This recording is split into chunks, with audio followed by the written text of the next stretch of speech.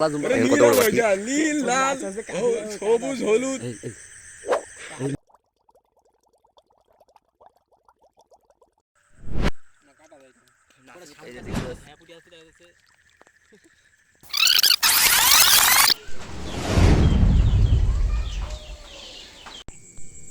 আসসালামু আলাইকুম বন্ধুরা, সবাই কেমন আছেন?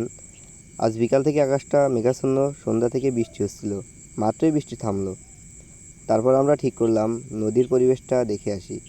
নদীর পানি আগের থেকে অনেকটা বৃদ্ধি পেয়েছে। রাতে নদীর কূলে ছোট ছোট মাছ দেখা যায়, তো মাছ দেখার উদ্দেশ্যে আমরা সামনে এগোতে থাকলাম। অনেকক্ষণ খোঁজার পর আমরা কিছু মাছের দেখা পেলাম। এগুলো টাকি মাছের পোনা।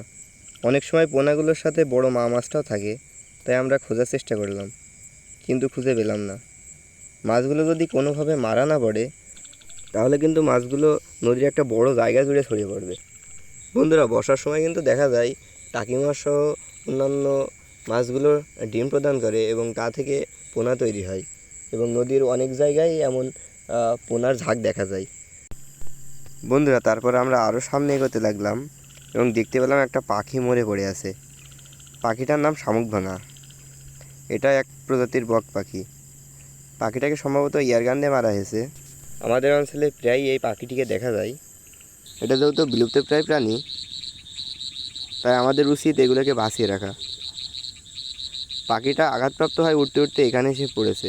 এত বড় পাখি দেখে অবাক হয়ে পাখিটাকে দেখার জন্য সজীব দূর থেকে দৌড়িয়ে আসলো,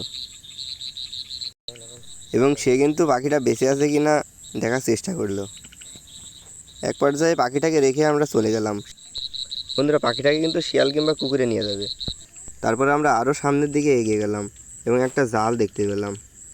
এটাকে আমাদের এখানে ম্যাজিক জাল বলা হয়। আপনাদের এলাকায় এটাকে কী জাল বলা হয় অবশ্যই কমেন্টে জানাবেন। আমরা জালের ভিতরে মাছ দেখতে চেষ্টা করলাম এবং বেশ কিছু মাছের দেখা পেলাম। এরপর সামনে লাইট মারতে আমরা একটা অদ্ভুত প্রাণী দেখা পেলাম। এটা কী প্রাণী আমাদের জানা নেই। আমরা কিন্তু এটাকে প্রথমে ভাল্লুক ভেবেছিলাম। আপনাদের যদি জানা থাকে প্রাণীটির নাম কি, অবশ্যই কমেন্ট বক্সে জানাবেন।